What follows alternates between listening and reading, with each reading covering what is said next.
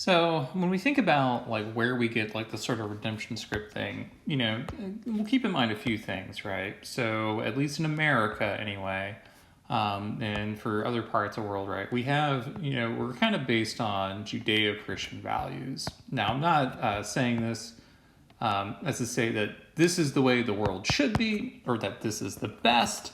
And this is also not to say that there aren't, if we think about Islamic faiths, for example, or Buddhist or something like that, or Confucianism, or any kind of like animist or tribal religion. I'm not saying that Judeo-Christian is superior, but I'm simply acknowledging, right, that this is the way like a lot of our society and our laws are based on these values. There are, of course, others that I just mentioned. But this is the way that we typically, approach the world, right? Is that we sort of assume that these are, maybe not superior, but this is what informs it, right?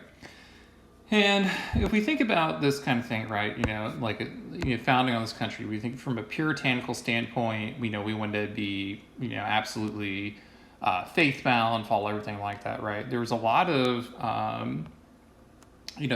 like Christianity kind of values, right, is that we take this idea, right, that a person is inherently born with sin, right? And that person, is thanks to Eve. God, I just had to eat an apple.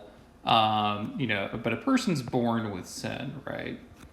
And part of the way that we become is that we never get away from it, right? We're in the Christian faith, right? You're taught that Jesus died for our sins. He took all the sin in the world of all time, and he put it onto his body, and then he was sacrificed, for the good of everyone, right?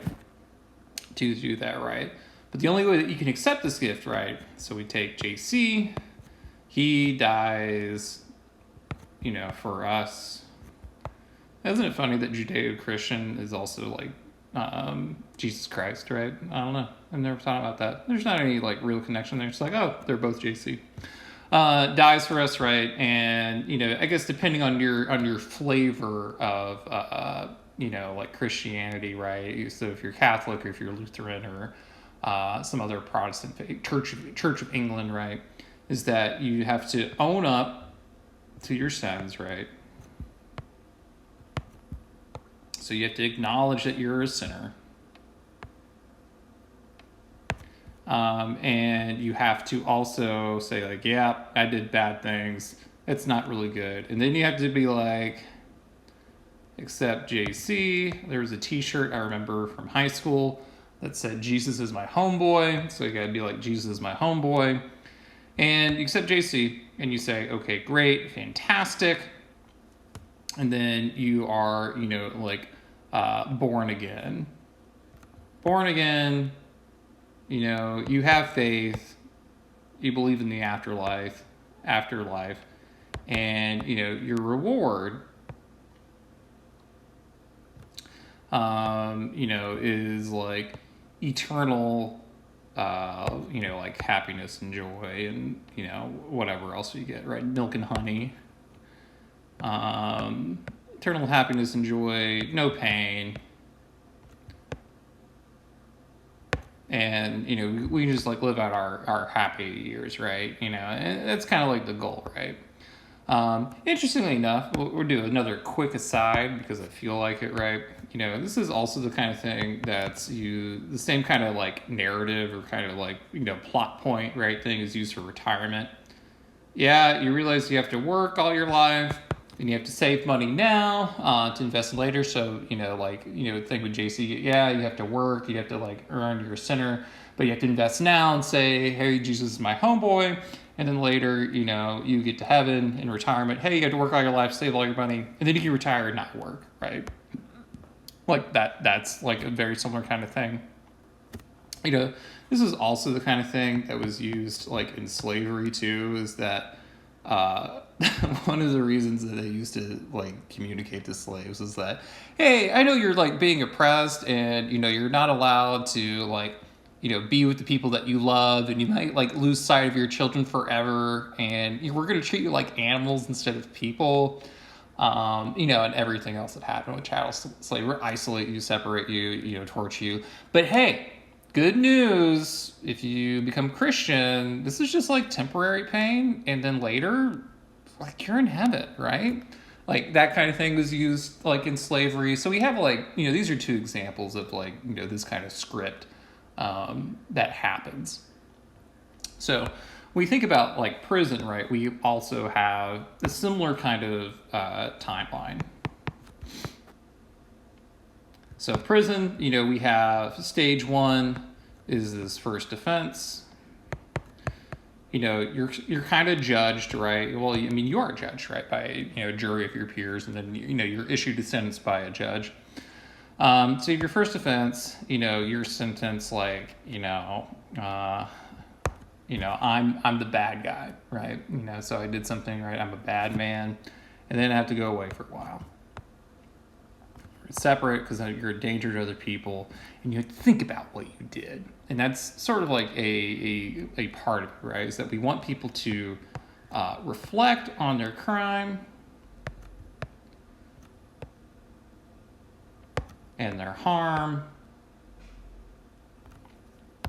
on other people, and then with the idea that upon sufficient time.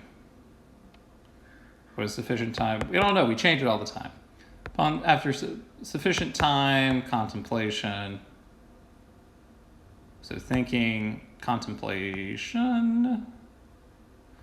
We decide, I will sin no more.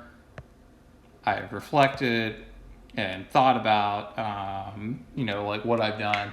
Maybe it wasn't the best thing to do, and then I'm going to offend no more, right? And so prisons are really based off of that too. That's kind of like a core idea.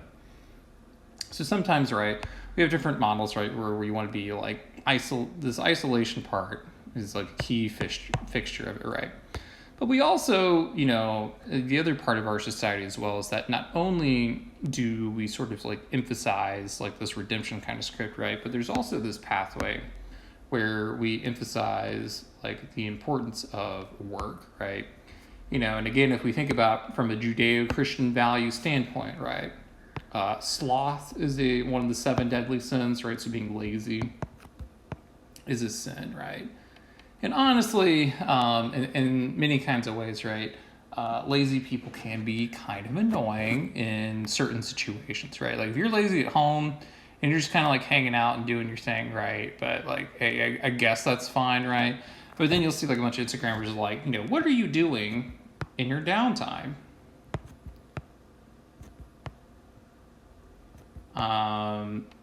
To improve yourself, right? You should always be doing something.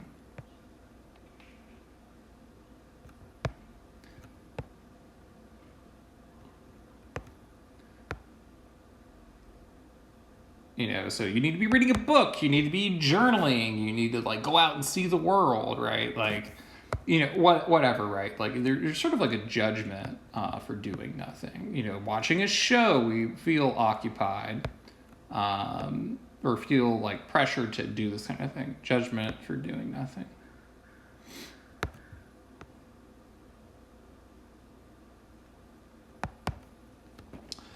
So, like, that's another aspect, right? Is that, we really emphasize work as something that will set us free, right? That sounds familiar. That was also something that was used during the Third Reich, during Hitler's thing. It was a big thing that, they would announce at concentration camps, work will set you free, which is like ominous, right? Like the same kind of way that we like, people were like the victims of genocide in concentration camps. Work will set you free is like also what we communicate in our society is to the terms of being like a good person is to always be working, hardworking, always working for like this better future. Pause as I sip my coffee. Kind of bizarre to think about if you think about those things, right? Or maybe it's not. Maybe because I already knew this and it's not bizarre to think about. I think it's kind of bizarre. So how does this relate to prisons then? So when we think about like prisons then, the other aspect that we want to do, right, is that we don't want people to just reflect. So we don't want reflection alone, right? But we also think that you are somehow redeemable if you work hard, as if that will make up for something. So if you're working hard and you're putting in the time and to really like build towards something, you kind of get a pass, right? Or no one minds someone who's busy or who's working, right? And you can kind of get an excuse, right, for a lot of stuff if you produce, right? So we have this excuse if you produce, right?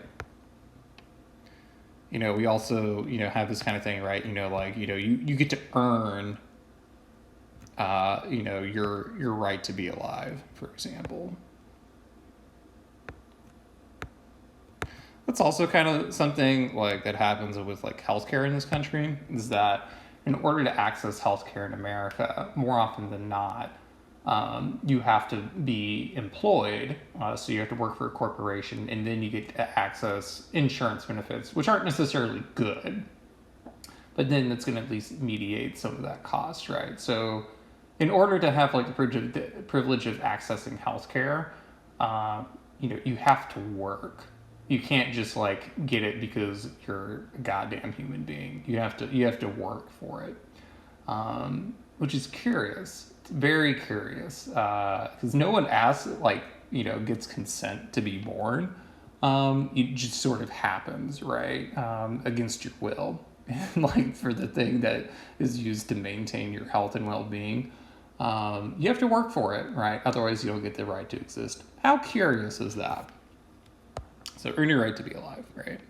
So when we put people in prison then, so prison, in many ways, right, should be filled with work.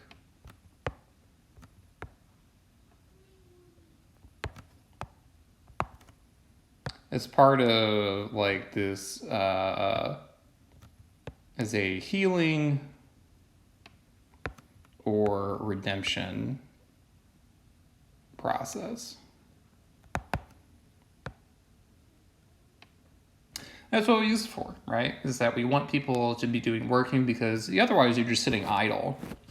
What do you do? Fill out your days like bettering yourself or thinking, or God forbid, engaging in some program that helps. If we have you work though, at least your time's occupied and you're giving back in some way, right? And that's again sort of like the philosophy behind it. So we'll pick this up in the